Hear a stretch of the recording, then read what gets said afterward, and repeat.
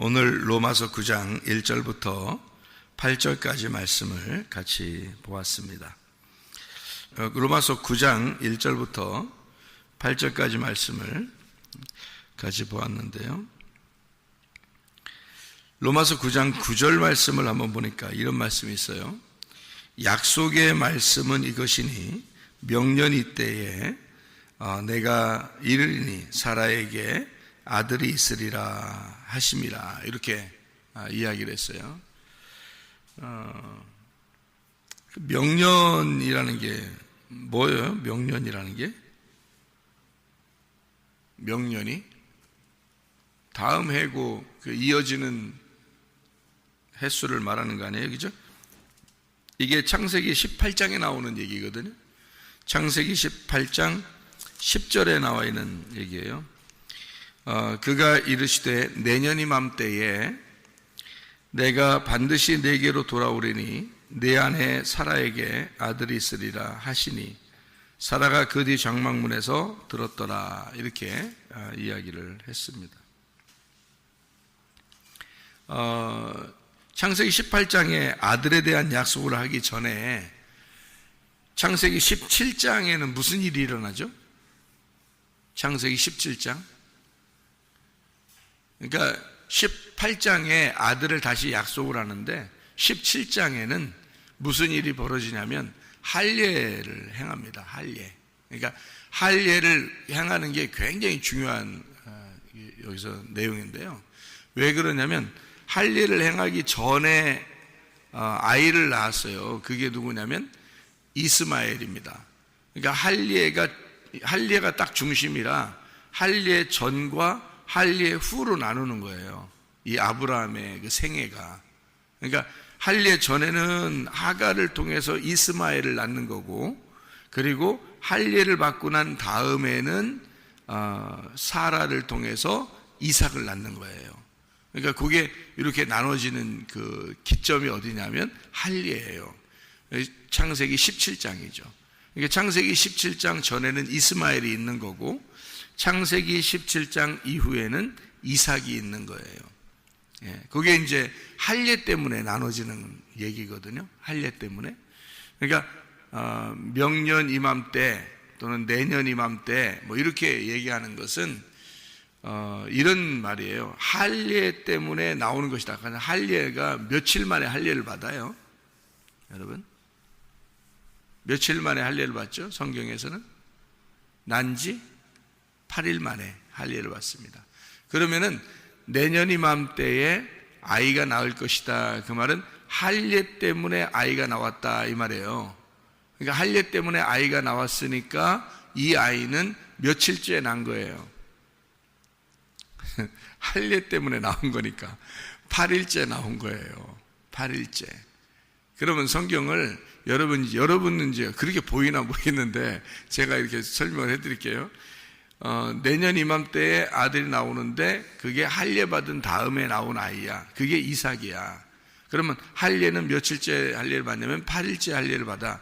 그러면 할례를 행하고 아이가 나온 게 이삭인데, 그러면 할례가 8일째야. 그러면 성경에 8일이라는 건 굉장히 중요한 거야. 그러니까 8일 할례를 통해서 나온 아들, 이 아들은 할례 전의 아들과 완전히 다른 아들이에요. 그러면은 어떻게 다르냐면 이스마엘이라는 아들과 이삭이라는 아들은 다 누구의 씨예요? 아브라함의 씨예요. 아브라함의 씨인데 아브라함이 할례 받기 전에 이스마엘을 낳은 거고 할례 받은 다음에 이삭을 낳은 거란 말이에요. 이게 이렇게 다른 거예요. 그러면 이스마엘은 할례 받기 전이니까 뭐를 의미하는 거냐면 아브라함의 아들인데, 똑같은 아브라함의 아들인데 껍질을 말하는 거고요. 할례를 받고 난 다음에 아들을 낳은 이삭은 아브라함의 똑같은 아들인데 알곡을 말하는 거예요. 그러니까 껍질은 천국 못 가죠. 껍질은 알곡만 천국 가죠. 그래서 그렇게 써놓은 거예요, 성경에. 그러니까 이스마엘을 미워해서 쓰는 게 아니에요. 이스마엘도 하나님이 사랑하시는 아들이에요. 이스마엘. 하나님이 듣는 아들이고 하나님이 주신 아들이에요. 그 아들도요. 그런데 이제 이삭이 나옴으로써 이스마엘을 쫓아내게 돼요. 그 이유가 있어요. 왜냐하면은 이삭이라는 아들이 할례를 받고 난 이후의 아들이기 때문에 그런 거예요. 할례를 받고 난 이후에 아들이 나오면 그 전에 아들은 쫓아내야 되는 거예요. 왜 그러냐면 성경의 원리가 할례 받기 전의 아들과 할례 받고 난 다음의 아들은 어떤 차이가 있느냐면요, 아브라함의 입장에서는 자기가 죽기 전과 죽은 이후를 말하는 거예요. 그러니까 할례가 곧 뭐냐면 침례고요. 침례 혹은 세례라고 그러죠. 할례가, 그 할례는 그러니까 뭘 의미하는가 하면 껍질을 벗겨내는 걸 말하는 거고요. 그리고 육체를 죽이는 걸 말하는 거예요. 그게 할례란 말이에요. 그러니까 할례가 성경에서는 굉장히 중요한 구원의 표란 말이에요. 그러니까 할례 곧 침례 곧 구원의 표, 이렇게 되는 거예요. 그게 노아 홍수라고 얘기하는 거예요. 베드로서에서는 그게. 그러니까 이게 이제 할례 받기 전, 그것은 죽음을 이제 의미하는 거고요. 할례 받고 난 다음에는 뭘 의미하면 부활을 의미하는 거예요. 그러니까 이스마엘은 반드시 어떻게 돼야 돼요? 죽어야 되는 거예요. 그러니까 이삭은 반드시 어떻게 돼야 돼요? 살아야 되는 거예요. 그러니까 부활해야 되는 거예요. 그래서 예수님이 며칠 날 부활한다고 했어요? 8일 날 부활하는 거예요. 그래서 그러니까 성경은 정해진 어떤 그 틀이라는 게 있어요. 이렇게. 그래서 그 틀을 알면 이런 게 이제 이렇게 말씀이 이렇게 보이는구나 되는 거예요. 그러니까 예수님이 안식 후 첫날 부활하잖아요. 그게 8일 날이에요. 그래서 할례 8일 날 부활하는 것을 의미하는 거고, 8일 날 부활하는 것은 그러니까 뭐라는 거예요? 예수님이 죽으시는 게 누구로 죽었다는 얘기예요? 이스마엘로 죽었다는 얘기예요. 그리고 뭘로 부활했다는 얘기야? 이삭으로 부활했다는 얘기예요. 그러니까 이스마엘로 죽고 이삭으로 부활하니까, 그러니까 이스마엘은 꼭 있어야 돼요? 이스마엘이라는 게 없어도 돼요? 꼭 있어야 되는 거예요. 그러니까 꼭 있어야 되는 아들이니까 하나님이 아브라함이 하갈을 통해서 이스마엘을 낳을 때, 이스마엘을 이제 낳을 때 이제 하갈하고 이렇게 아브라함이 이렇게 같이 있었을 거 아니에요. 그러면 하나님이 막으면 돼요. 원래는 아들 안 나오려면 하나님이 뭐 막는 장면들이 상당히 많아요, 성경에. 이건 안 된다 그러면 가서 막아요, 하나님이. 근데 안 막으면은요, 그게 다 뜻이 있는 거예요. 그러니까 뒤에 신약 부분에 다 그 뜻이 설명이 돼 있어요. 구약에 있는 내용을 신약으로 설명을 해놨어요. 이게 왜 내가 안 막았는지 아느냐?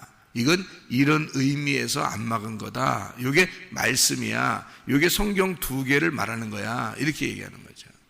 그러니까 이스마엘이라는 이 아들은 존재해야 된다는 얘기예요. 꼭 존재해야 돼. 그래서 하나님이 안 막는 거예요. 그러니까 이스마엘은 나와서, 그러니까 이제 아브라함 입장에서는 이제 이런 거죠. 아들이 이제 둘이라면, 이스마엘과 이삭이 있다면요, 아브라함이 가운데 있어요. 그러면 이스마엘로 죽고 이삭으로 부활하는 거예요. 아브라함 입장에서는. 그러니까 아브라함이 이제 여러분과 저라면 이렇게 하는 거죠. 이스마엘로 죽고 이삭으로 부활한다. 이렇게 되는 거죠. 마치 이런 것과 똑같아요.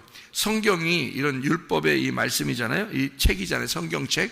이 성경책이 있다면 불뱀으로 죽고 놋뱀으로 부활한다는 걸 얘기하는 거죠. 불뱀으로 죽고 놋뱀으로 부활한다. 그럼 불뱀은 뭘 의미하는 거냐면 율법을 의미하는 거고요. 이 성경 자체가. 놋뱀은 진리의 언약의 말씀을 말하는 거죠. 그러니까 그거로 사는 거죠. 그걸 쳐다보면 사는 거야. 그러니까 똑같은 성경이야. 똑같은 성경인데 하나는 불뱀으로 돼 있고 하나는 노뱀으로 돼 있단 말이에요. 이 성경책 아들이 둘이 있는데 하나는 이스마엘로 돼 있고 하나는 이삭으로 돼 있는 거야, 성경이요. 그래서 이스마엘이 나오는 거를 하나님이 허락하는 거예요. 성경을 두 개로 설명해야 되니까 그런 거죠. 그러니까 할례라는 것이 굉장히 중요한 거죠. 할례라는 게 껍질을 벗겨내는 거고 죽음을 의미하는 거고, 그러니까 할례를 받고 난 다음에 태어난 아들이 이삭. 그러니까 이삭은 8일 날 태어난 아이다. 다시 말하면 부활의 아들이라 그 말이에요. 부활의 아들. 그러니까 하나님의 그 약속의 아들이다, 이렇게 말하는 거죠. 여러분과 저는 어떤 사람들이냐면요, 육신의 아들이 아니에요. 언약의 아들이지. 여러분과 제가 육신의 아들로 말하면 이스라엘이죠. 이스라엘이 육신의 아들이고 이방인들은 언약의 아들인 거예요. 그러니까 한마디로 말하면 예수가 부활해야지만이 구원받을 수 있는 자들, 예수가 부활해야 구원받을, 예수가 부활하기 전에도 구원받을 수 있는 사람들은 유대인밖에 없는 거고요. 무슨 말인지 알겠어요? 예수가 부활하지 않으면 이방인은 구원받을 수가 없어요. 예수가 죽고 부활해야지만이 구원받을 수 있는 아들들이 이방인들이에요. 그래서 우리를 언약의 아들이라 이렇게 말하는 거예요. 육신의 아들로 말하면 이스라엘이죠. 그리고 예수님도 유대인으로 태어난 거고요.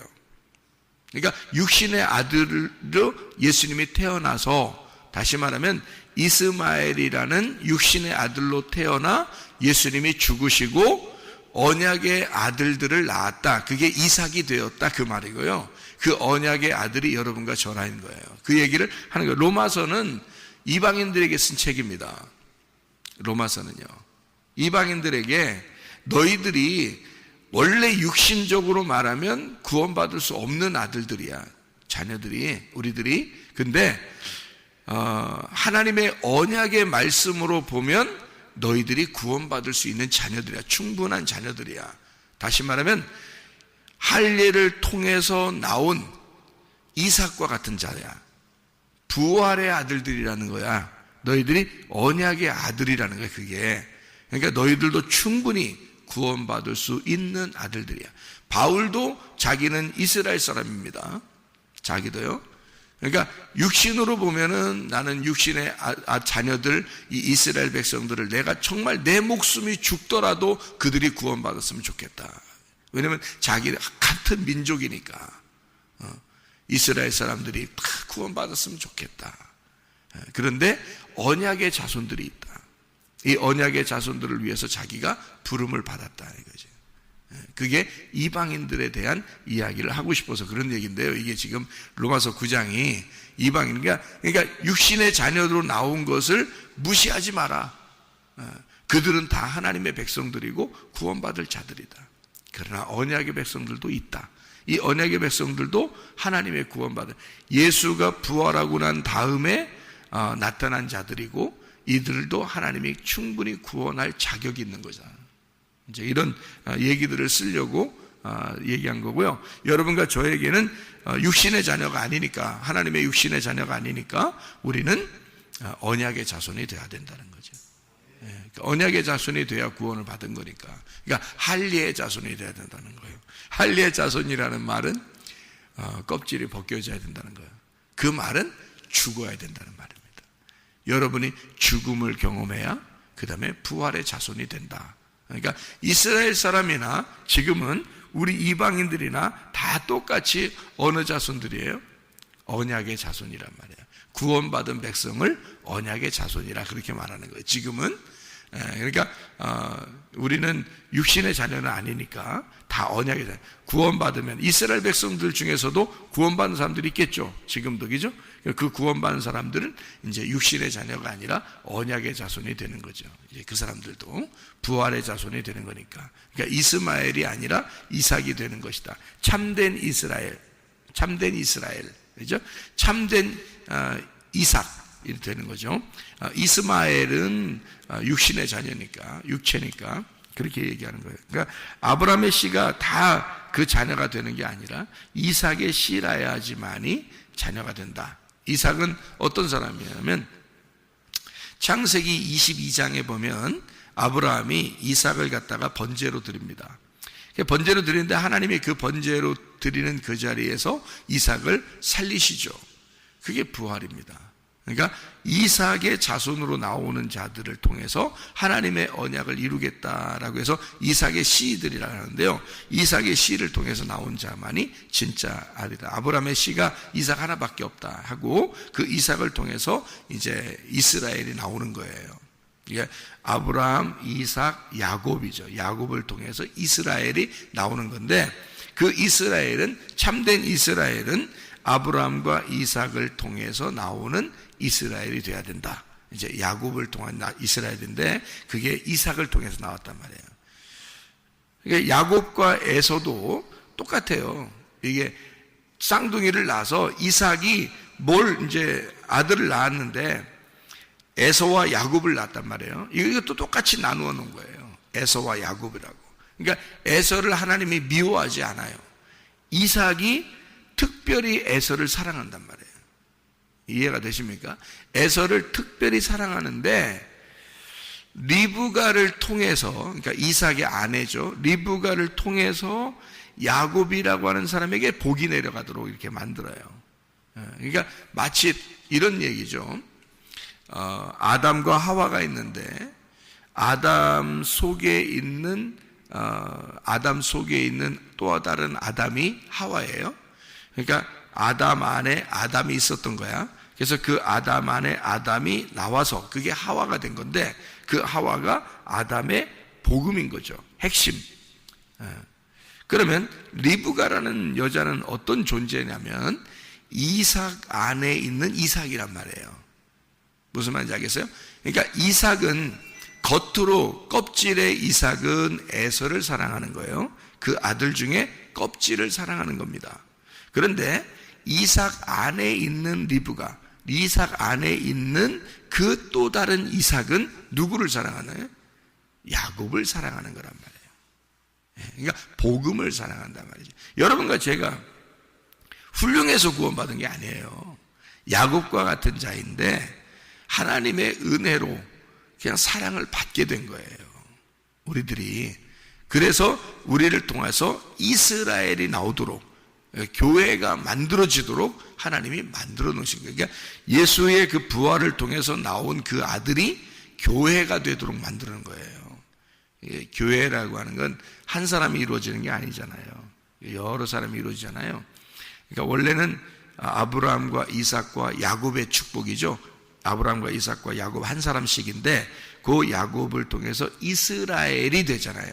그러니까 그 자손들이 12아들이 돼서 그가 교회가 이루어지는 거예요.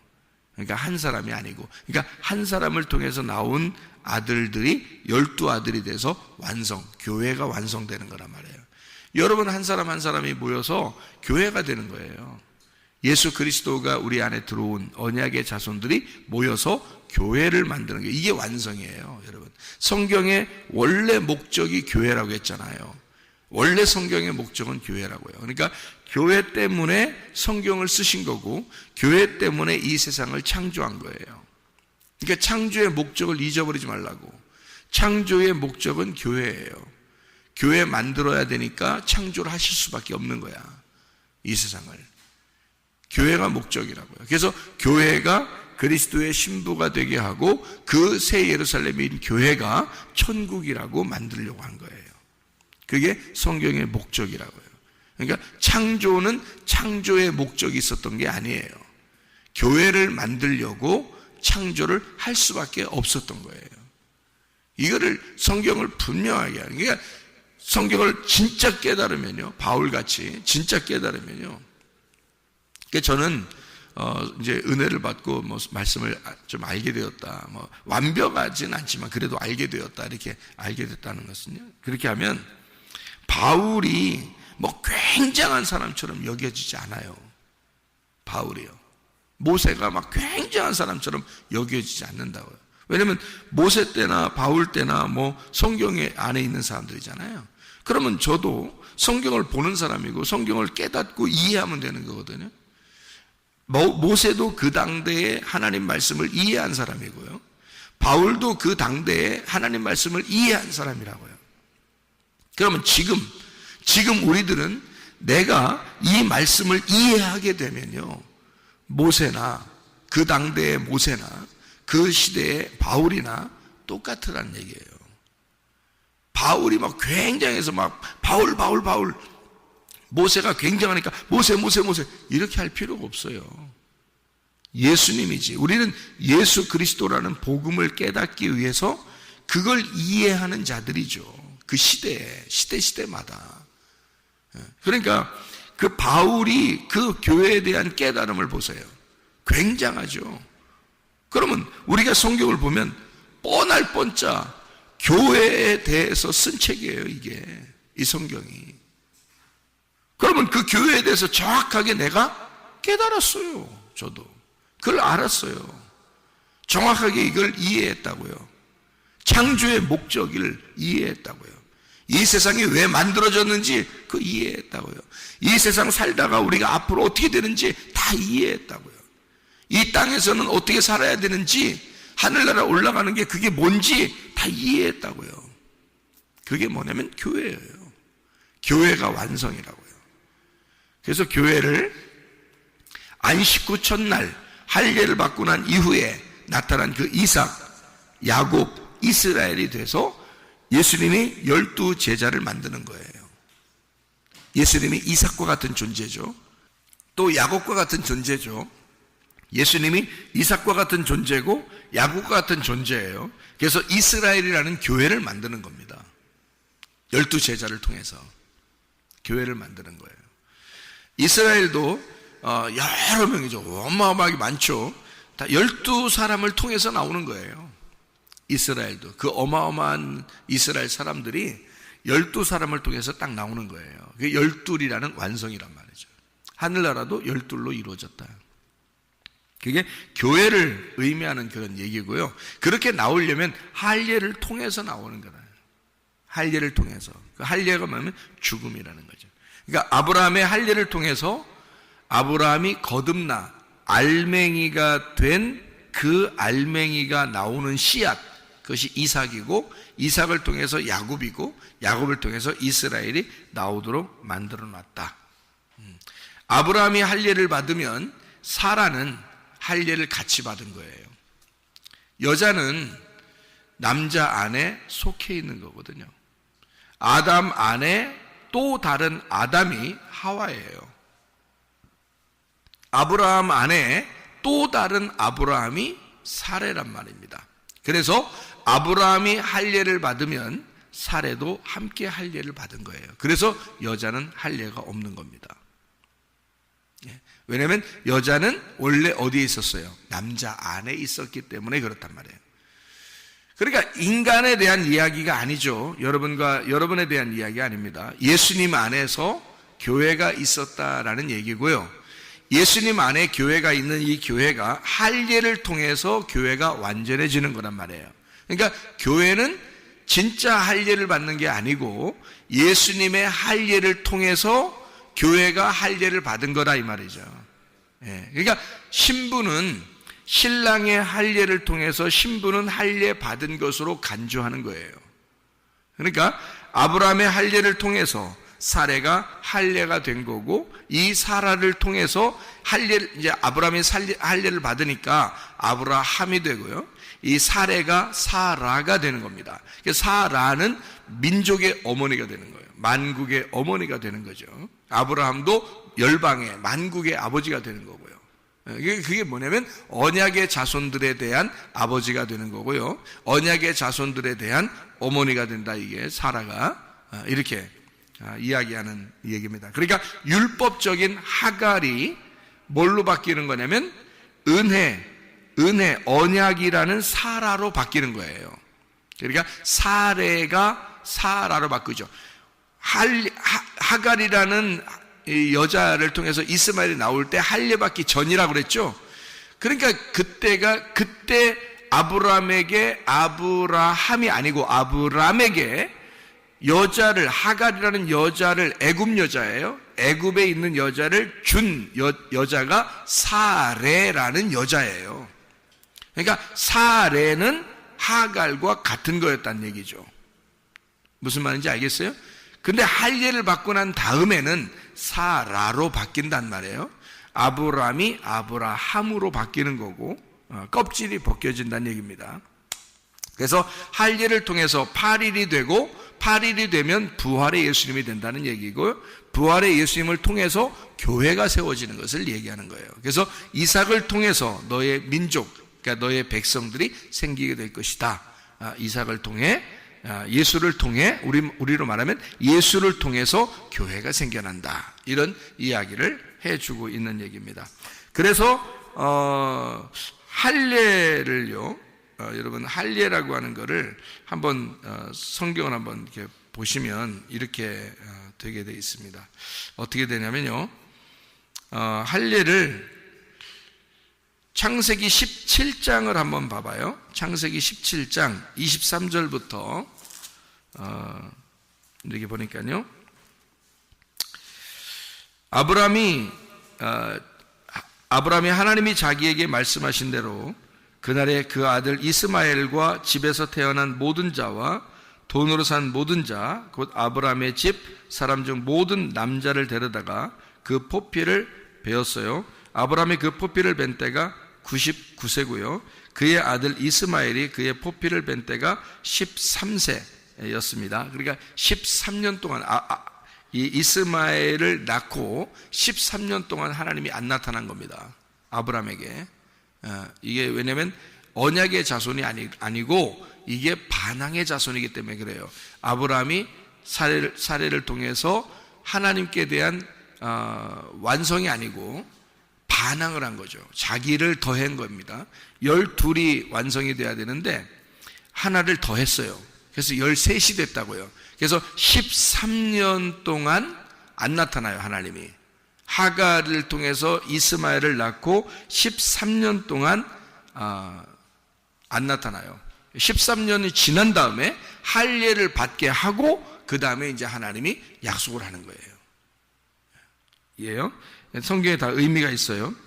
그날에 아브라함과 그의 아들 이스마엘이 할례를 받았고 그 집의 모든 남자 곧 집에서 태어난 자와 돈으로 이방 사람에게서 사온 자가 다 그와 함께 할례를 받았다, 이렇게 돼 있잖아요. 그러니까 아브라함과 이스마엘만 받은 게 아니라 다른 이방인들도 받게 되었다, 그날.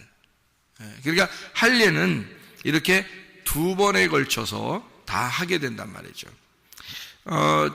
출애굽기 4장을 한번 보면요, 출애굽기 4장을 보면 출애굽기 4장 24절부터 26절까지의 말씀에 보니까, 모세가 길을 가다가 숙소에 있을 때에 여호와께서 그를 만나 그를 죽이려 하시 십보라가 돌칼을 가져다가 그의 아들 포피를 베어 그의 발에 갖다 대며 이르되 당신은 참으로 내게 피남편이로다 하고 여호와께서 그를 놓아주시니라. 그때 십보라가 피남편이라 함은 할례 때문이었더라, 이렇게 되어 있죠. 그러니까 할례가 굉장히 중요한 의미이기 때문에 하나님은 할례 자꾸 그러는 거예요. 이게요, 일부러 이걸 통해서도 알려주는 거죠. 그러니까 심판을 의미하는 겁니다. 할례가요, 심판을 받아야 된다, 이런 말이고요. 12장에 출애굽기 12장 44절부터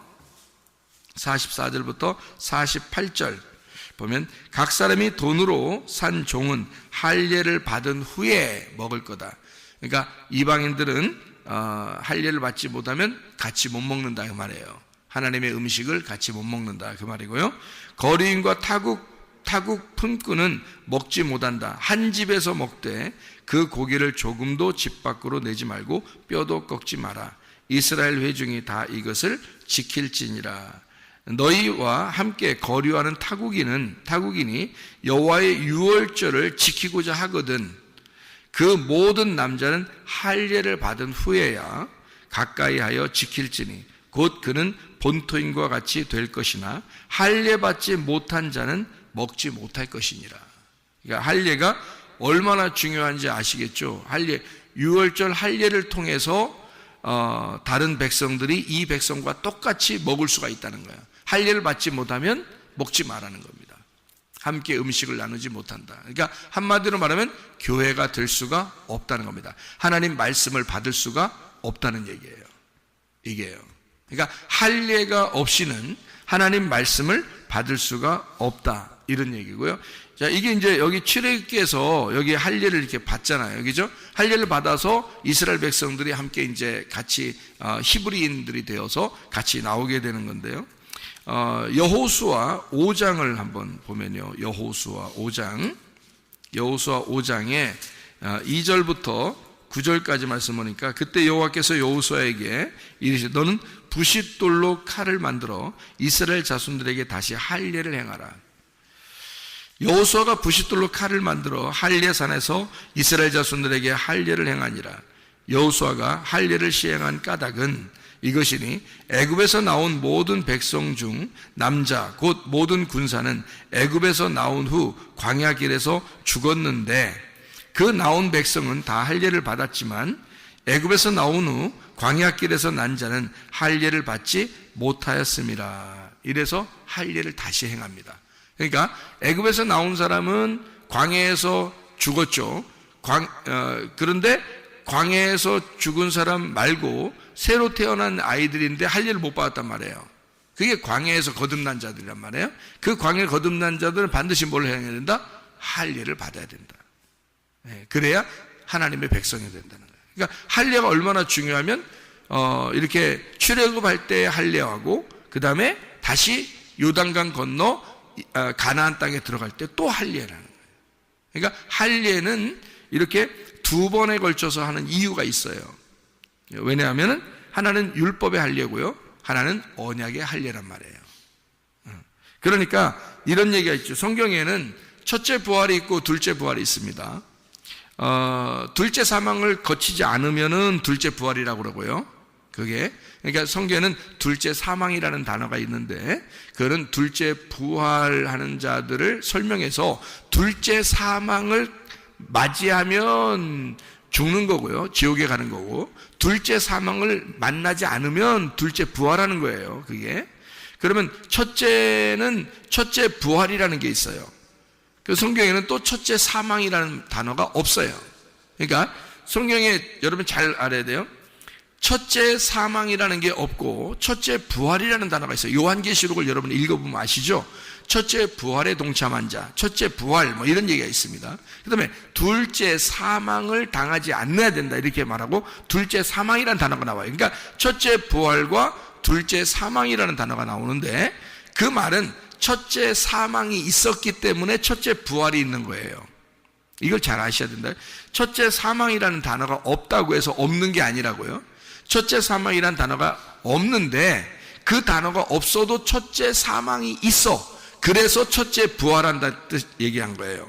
그리고 둘째 사망이라는 말이 있는 것은 둘째 부활이 있기 때문에 둘째 사망이라는 단어가 있는 거란 말이에요. 그러니까 한마디로 말하면 제가 이걸 딱 4개로 나누어서 첫째 사망이 있고 그 다음에 첫째 부활이 있고 둘째 사망이 있고 둘째 부활이 있단 말이에요. 그러니까 이 4개가 돼 있는 거죠. 이렇게. 그러니까 첫째 사망은 언제 있는 거예요?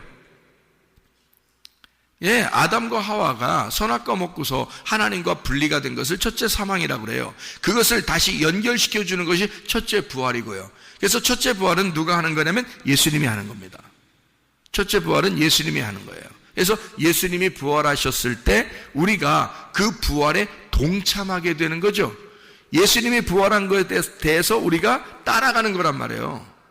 우리가 원래 부활한 게 아니라고. 예수님이 부활하신 거고 예수님 부활에 우리가 붙어있는 자들이지. 성경을 분명히 그렇게 가르치고 있죠, 우리한테. 그러니까 예수님이 부활했는데 우리는 거기에 붙은 자요 이렇게 돼 있죠. 예수님을 우리가 따르는 자요, 부활에 동참하는 자요, 부활에 동참한 자들은 뭐 이렇게 되죠. 이게 왜 그러면 예수 부활이 첫째 부활이고 거기에 동참한 자들이 우리란 말이에요. 그러니까 첫째 부활은 예수님이 하는 거란 말이야. 우리가 하는 게 아니고 거기에 붙은 자들은 둘째 부활이 하는 자들이야. 그래서 할례도 애굽에서 나올 때 할례, 그리고 요단강 건너서 가나안 땅에서의 할례가 두 개가 이렇게 나오는 거예요. 이렇게 마찬가지로 예수님도 우리에게 첫째 부활이 되셨고 우리는 그에게 붙은 두 번째 부활하는 자들이 된단 말이에요. 그러니까 첫째 부활에 동참한 자들은 두 번째 부활에 동참하기 때문에 둘째 사망이 없는 거야. 그래서 우리 보고 둘째 사망이 없는 거다 이렇게 말하는 거예요. 그게 그 말이 너희들 둘째 사망이 없는 거야. 그러니까 첫째 부활에 동참하지 않은 사람들은요, 그럼 둘째 사망이 있는 거지, 이 사람들한테는. 그러니까 이 땅에서 예수를 안 믿는 자들은 둘째 사망을 가는 거란 말이에요. 두 번째 죽는 거란 말이에요. 여기서도 사는 동안에 하나님과 분리가 되어 있는 상태였잖아요. 하나님을 못 만난 상태였잖아. 이게 죽음의 상태란 말이에요. 그런데 예수님을 못 만나게 되면 그 사람이 진짜 죽을 때 진짜 두 번째 또 죽게 된단 말이에요. 영원히 하나님과 떨어지게 된다고요. 그걸 둘째 사망이라 그러는 거라고요. 우리는 예수의 부활에 동참한 자라고요. 예수의 부활에 동참한 자니까 그 사람들은 둘째 사망이 없어. 우리 죽을 때 죽는 게 아니야. 그래서 우리는 두 번째 부활하게 된다 이렇게 말하는 거란 말이죠. 그렇게. 그러니까 첫째 부활에 동참하게 되면 둘째 사망을 이긴 두 번째 부활하는 자들이 된다. 이렇게 얘기하고요. 침례도 그래서 두 개가 일어나요. 성경에서는. 그러니까 두 개, 이렇게, 왜 그렇게 두 개씩 다 일어나는지 아시겠죠? 그러니까 침례가 성경에서 애굽에서 이스라엘 백성들이 탈출할 때 두 번의 침례가 일어나는데, 하나는 홍해바다 침례입니다. 홍해바다 침례. 그리고 하나는 요단강의 침례예요. 그러니까 거듭난 자들이, 그러니까 광야에서 거듭난 새로 태어난 자들이 건너가는 침례란 말이에요. 그게 요단강 침례라고요. 요단강 건너서 만나리, 그게 그거야. 요단강 건너서 만나리.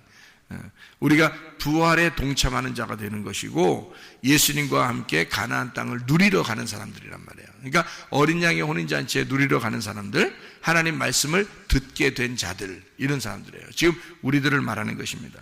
그래서 성경에는 이렇게 두 개씩 이렇게 나누어 가지고 이렇게 설명을 하는데요. 창세기 1장에 보면 남자와 여자를 이미 창조했어요. 창세기 1장에 26, 27절을 봐봐요.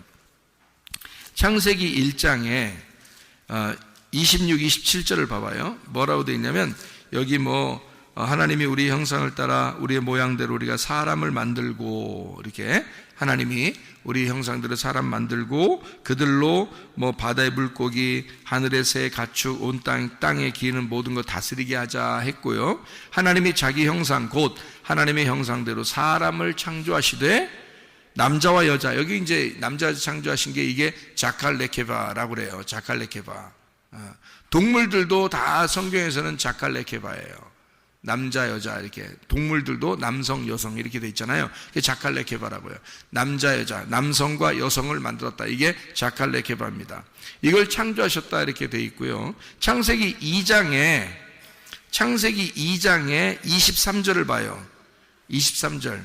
아담이 이르되 이는 내 뼈 중에 뼈요 살 중에 살이라. 이것을 남자에게서 취하였은즉 여자라 부르리라 하리라 할 때, 그 남자에게서 취하였은즉 여자라 부르리라 할 때 그 남자가 이쉬입니다. 이쉬. 그리고 여자라 하리라 할 때 이샤입니다. 그러니까 이쉬와 이쉬아가 되는 거예요, 여기서. 그러면 창세기 1장의 27절에는 자칼 레케바라고 써놓고요, 여기 창세기 2장 23절에는 이쉬와 이쉬아라고 써놨다고요. 다른 거예요. 그게 달라.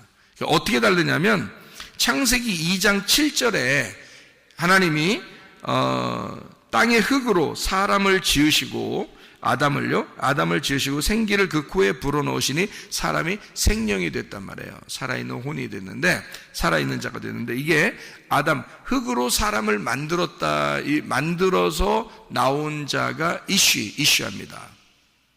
그러니까 자칼레케바는 하나님이 그냥 창조하신 거고요. 여기서 창세기 2장 7절에는 하나님이 이거를 빚으셔서 만든 거예요. 하나님이 직접. 그리고 하나님이 생기를 그 코에 집어넣었다. 그러니까 창세기 1장도 살아있는 자죠. 남자 여자 살아있는 사람입니다.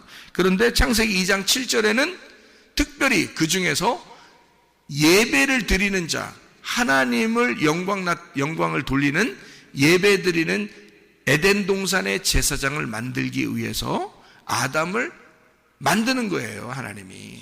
그게 이슈화가 되는 겁니다. 그러면 성경의 이 역사는 누구의 역사겠어요? 자칼레케바의 역사겠어요? 이슈화의 역사겠어요? 이슈화의 역사라고요. 하나님이 인간을 만드시고 그 후에 생기를 불어넣어 준 그 인간의 역사라고요, 여기 성경책은. 그러니까 성경책은 뭘 의미하는 거겠어요? 예수 그리스도, 그 아담을 통해서, 예수 그리스도라는 아담을 통해서 이슈를 통해서 이슈화가 나오는, 그러니까 교회가 나오는, 우리 신부가 나오는 그 역사를 설명하려고 쓴 책이 이 성경책이라고요. 그러니까 결국 마지막에는 그 본색을 드러내, 성경책의 모든 본색을 드러내서 성경의 마지막에는 뭐라고 본색을 드러내냐? 이슈화가 곧 교회를 만들려고 했던 것이다라는 것을 설명하려고 성경책에 쓰는 본색이 확 드러나죠. 그게 마지막 성경의 결론 부분이란 말이에요. 예, 이게. 그러니까 두 번의 침례, 두 번의 부활, 두 번의 할례를 통해서 하나님은 이슈화의 그 완성, 그리스도와 교회를 이루는, 완성하는 하늘나라의 교회, 그러니까 땅에서의 교회가 요단강 건너가 하늘나라 교회가 될 수 있도록 만들어 놓는 그 하나님의 역사를 만드는 것이 바로 이 성경책이라는 것입니다. 그러니까 여러분과 제가 언약의 자손이니까 하늘나라에 갈 수 있는 거예요. 육신의 자손이라면 하늘나라 가기 어렵죠. 언약의 자손, 그러니까 지금 육신의 자손들도, 이스라엘이라는 육신의 자손들도 언약의 자손이 돼야 돼요. 그래야 하나님 나라에 갈 수 있다. 그러니까 이것은 성경을 로마서 9장을 통해서 뭐를 구분하는 것이다? 육신의 자손과 언약의 자손이 있다. 언약의 자손들이 하나님의 기업을 이을 자이다. 이게 누구를 통해서 나타났다? 이스마엘이 아니라 이삭을 통해서 나타났다. 그래서 이삭을 통한 언약의 자손들이 바로 여러분과 저, 우리 모두가 하나님의 백성들이 다 언약의 자손들이 된다. 이것을 이야기하는 것입니다. 이 약속, 우리는 약속으로 말미암아 자녀가 되었으니까 이 약속으로 말미암아 자녀가 된 우리들이 그 주님과, 우리를 낳으신 그 주님과 동행하다가 주님 만나시기를 바랍니다. 그러면 기도하겠습니다.